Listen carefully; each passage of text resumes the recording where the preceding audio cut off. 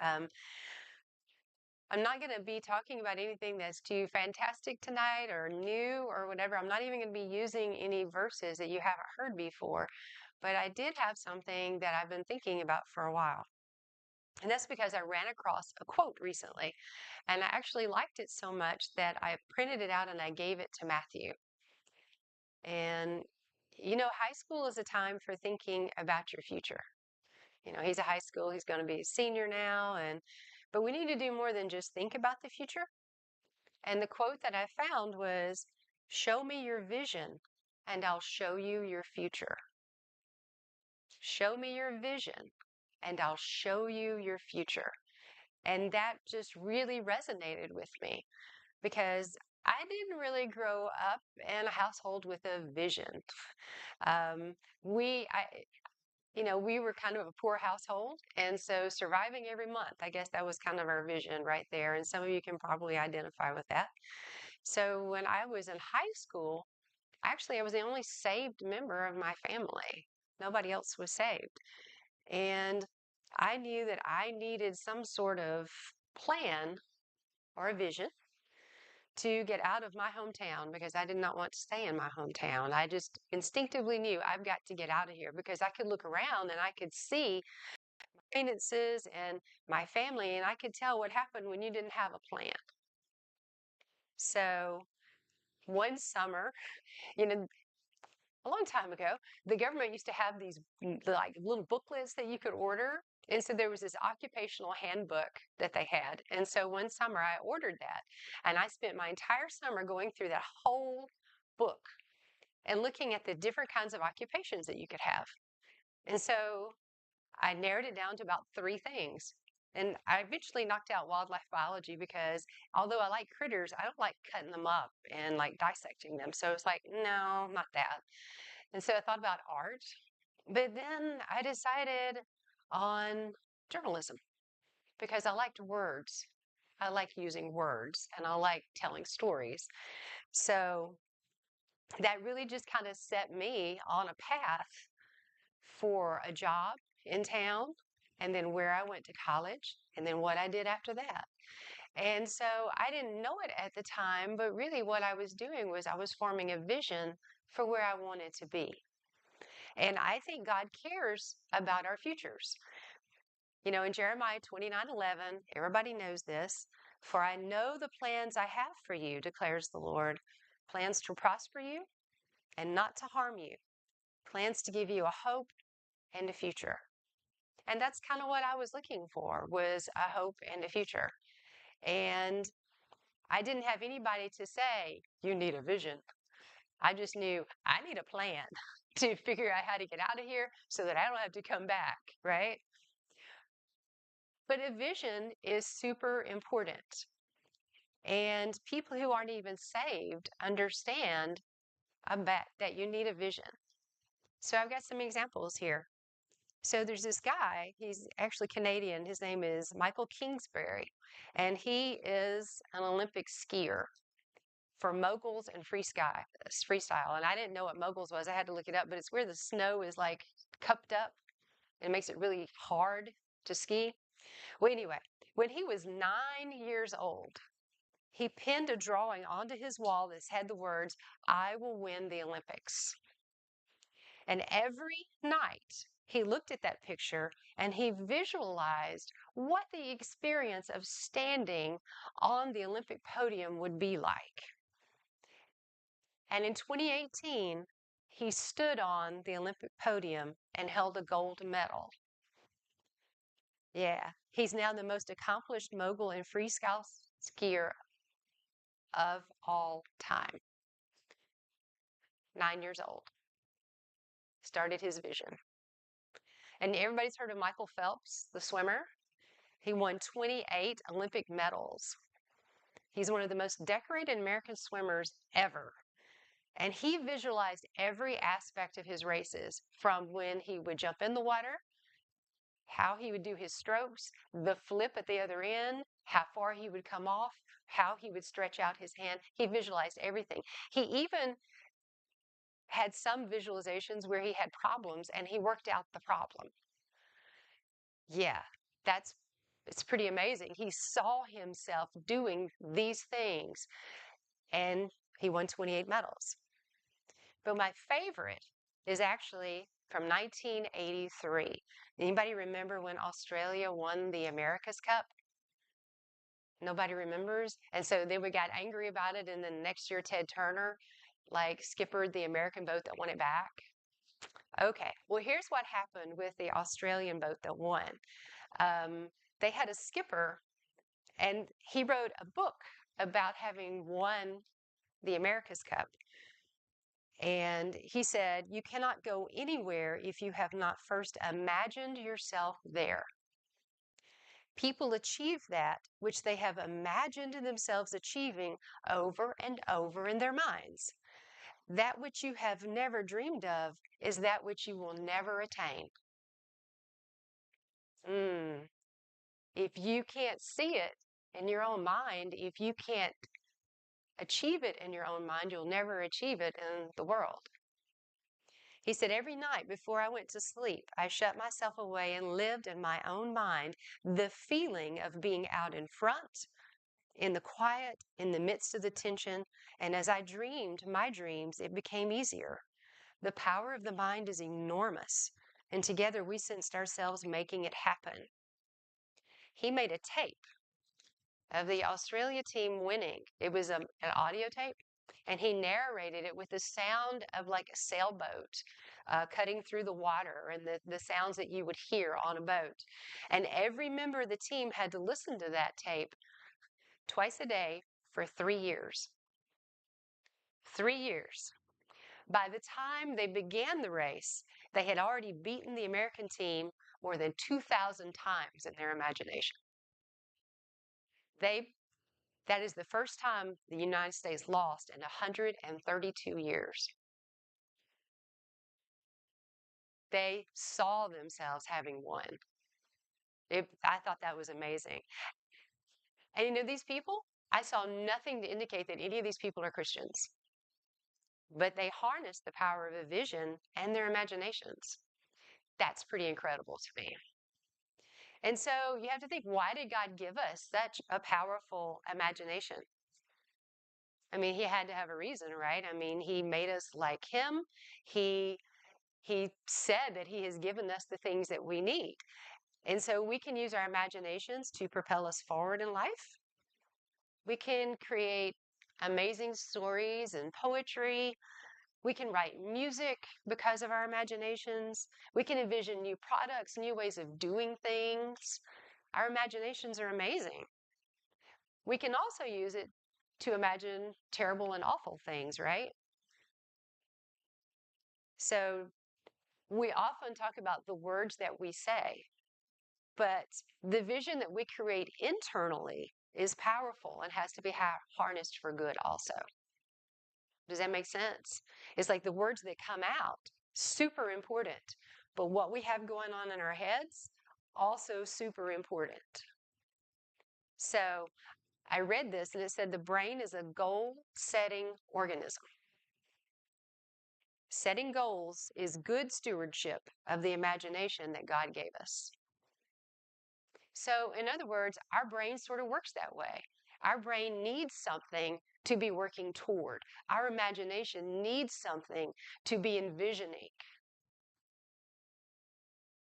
In Proverbs 29:18, God says, "Where there is no vision, the people perish." We all have heard that, right? I want to turn it around. What if we look at it from the positive side? Where there is vision, the people flourish. How about that?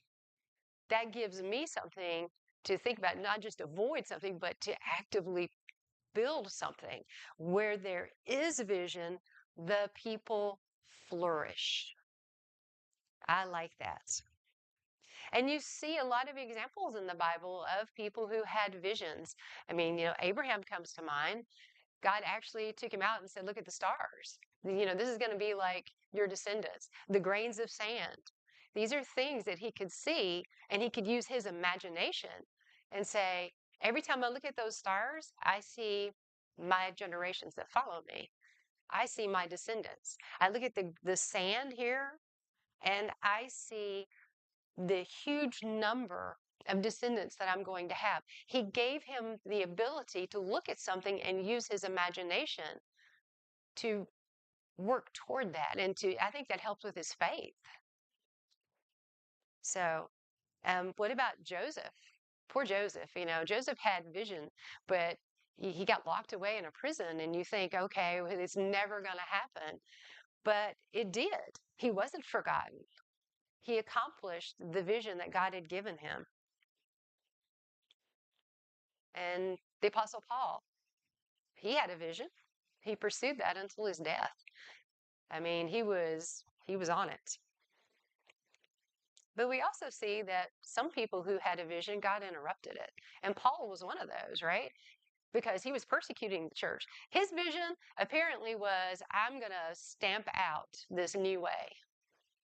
And God said, well, Jesus said basically, why are you persecuting me?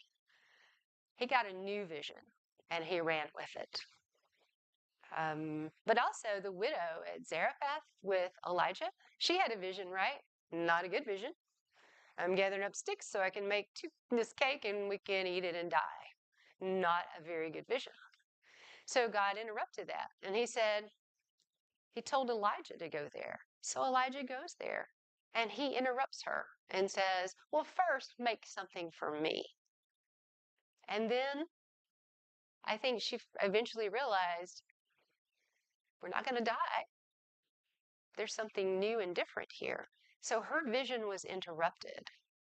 And she became an important part of Elijah's life. So in Hebrews 11:1, it says faith is a conviction that God will do what he's promised. That's sort of a synopsis of it. It's the assurance of things hoped for, the conviction of things not seen. But it's a conviction that God is going to do what he promised. Right? Because if I have belief in these things that I haven't seen, it's because I believe that God is going to do what he said. So faith is really, really important. And faith is part of the vision that we have. Because, depending on whatever it is that my vision entails, God plays a role in that. And his word plays a role because I'm Christian, because I believe in him. And so where there is vision, the people flourish. So if you think about that, then you have to think, well, how can we live out a vision? I mean, I understand what the athletes did here and what the skipper of the Australian boat did, but how can I live out a vision? And the first thing is we have to take control over the things that we say.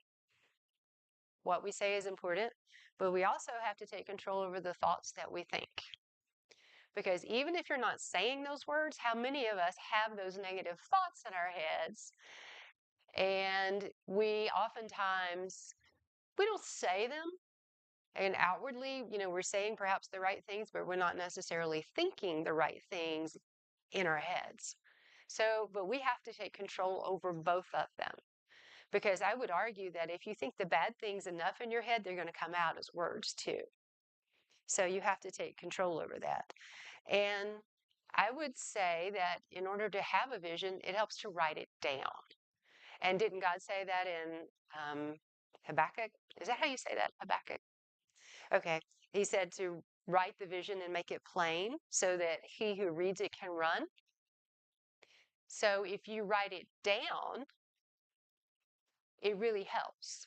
And just like the 9-year-old who put the thing on the wall and said, I'm going to win an Olympics, a reminder, a picture, a photo, a saying, and whatever you want to call it, words in front of you that you look at every single day.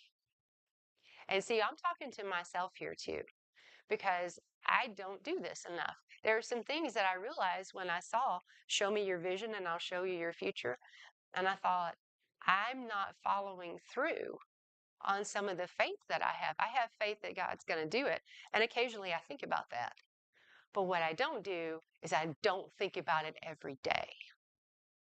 And so if you have a vision and you have a vision that you're actually actively cultivating, it's different from saying, yeah, I believe God's going to do that. I have it. I've got it. But are you seeing it up here? So, I think that sort of stuff helps. So, your imagination to see yourself doing whatever your vision is super important. He gave us an imagination for a reason. Why don't we use it? You know, you want to preach to a bunch of people? See yourself doing it. Picture yourself standing up in front of a group of people. Picture yourself speaking the words out.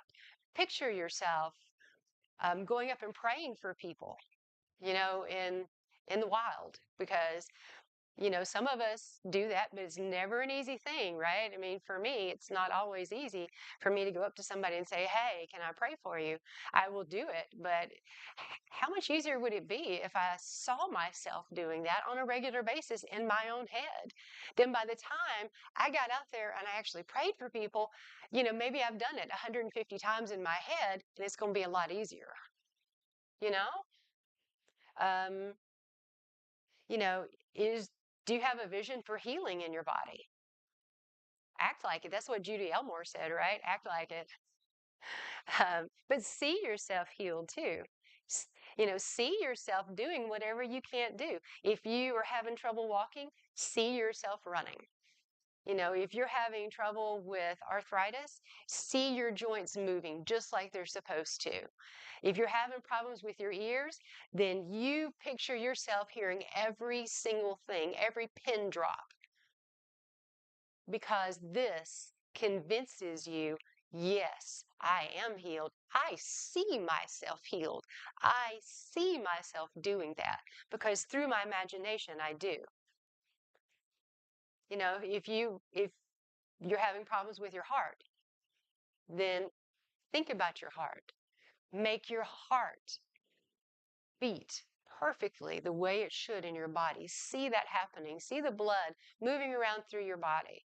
We can do this because God gave us the ability to. But you have to do it daily. Isn't that what the skipper said? I mean, I wondered before, those guys who were working on the boat for Australia, I wonder how they felt about having to listen to this thing twice a day for 3 years. At first, they must have thought, well, this is crazy. And they might have thought that toward the end too. But by the time they actually got to the United States and they showed up, they must have looked at the Americans and thought, we've already beaten you. They must have felt that way. I've already beaten you. I've already seen us lifting the America's Cup and taking it away from you. I've already seen that. So that's super important. I will say Michael Jordan, everybody remembers Michael Jordan, he regularly visualized himself making game-winning shots. And so a lot of people always remember Michael Jordan, he was so good, he was just so good at getting it in. Did you realize that he missed more shots than he made? But he made the important ones, right? It's like if it's coming down to the wire and you've got Michael Jordan, who are you going to give the ball to probably at the end? Michael Jordan, right? So, and he even, I think it was a Nike commercial, he talked about that. It's like, everybody sees me as the game winner. They see me as this. Well, what they don't realize is I miss more shots than I make. But he made the important ones because he saw himself doing it. And so we should be able to do this. I mean, first you have to have a vision though. So how do you get your vision? I think it's different from all of us. Each one of us has a different vision, but ideally they all come from God. They come from his word. If you do need healing in your body, well, we're going to go to the word, and this is where we're going to have faith for what he said, but I'm going to see it in my mind, and it's going to make that process probably happen a little faster than if I don't focus on it. But if you don't have a vision, you can never achieve your vision, right? So Paul went from one vision to a new vision because he realized, well, Jesus pointed out to him the old vision was not the right one. So even if you haven't had one or you feel like maybe you've been on the wrong one, you can always change that. God gives us license to do that. Um, and another thing that Paul actually talks about, and we know that James talks about it, is taming our tongues.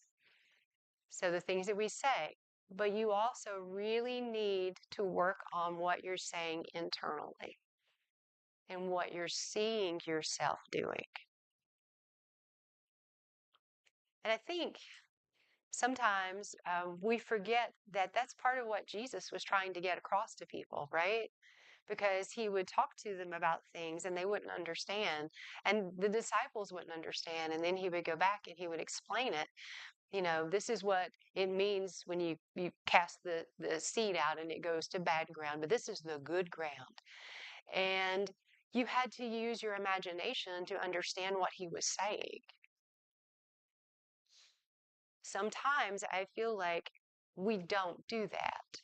God has given us a tool that we can use to help us, with our futures, to help us achieve the things that he wants us to achieve, that he needs us to achieve, especially in these last days. But for some reason, we don't recognize we have this tool. I don't know why, because it's always been there. I mean, I don't know about you, but I remember being a kid and making up stories, and playing with friends and making up stories. And we would work those stories out until I believed those aliens really were there in the community. Because we would find these rocks and we say, "Ooh, these must be alien rocks." We would use our imaginations and things would seem very real. But then you grow up and somehow it seems as if we lose the opportunity, or not the opportunity, we lose the ability to use our imaginations in ways that would really benefit us. So in James 1:22, he says, to hear God and not obey is like someone who sees himself in the mirror and he looks away and then he forgets what he looks like. So has God told you something and he told you something, and then you turn away and it's like, yeah, I think he said something, but I'm going to go off and do this other thing. You're not listening. You're not listening. You're not paying attention. You're not holding on to what he says. But he said already he has plans for us, and they're good plans. They're plans for us to prosper, not to fail. So I don't particularly like the aspect of the unsaved of the world using something that God gave Christians to use in ways that we're not. It kind of makes me chafe to realize that I've been allowing people who are not even saved to make use of their imaginations and vision and like, fulfill their visions. We're not even starting. I don't like that. We see stories all the time about, somebody who had an idea and built up this company and had a vision for it or whatever. It's like, they're not Christian. How much more should we be making use of what he gave us than what the world is doing? Think what we could accomplish if we really focused on that, if we used our imaginations, if we saw ourselves doing what our vision is, instead of just saying, well, this is what I'm going to do. It's going to happen. Okay. All right. It's going to happen. It's probably happen a lot faster if you actually thought about it more, right? Pastors talked about having the motorcycle picture up on the cabinet. And then, he looked at it every day. And then what happened? Hey, the motorcycle showed up. Used the imagination. So we should be able to do that. So first, you got to find your vision. And then you just use your imagination to help bring it into the reality. And stop letting the unsaved of the world do this better than the people who actually hear God's voice. I mean, that just bothers me that I've allowed that to happen. And I really am talking to myself here. I've actually started in the last few weeks using my imagination, for something. And I mean, at the worst, you can try it and see how much it helps, right? Why not? What do you have to lose? But think about what you could gain. Think about what we could do for God if we actually focused on it and rehearse it in our minds. So much easier to walk up to those people and ask them, "Can I pray for you?" So much easier to ask somebody, "Hey, do you know Jesus?" That's a hard one right there. I remember when I was in college and I was a member of an organization that had the 4 spiritual laws. And so they told us to go out on campus and just sit there and wait. And when people came up, ask them, "Hey, can I talk to you about the 4 spiritual laws?" And that was one of the most frightening things I've ever done in my life because nobody wanted me to talk to them about the 4 spiritual laws. Nobody.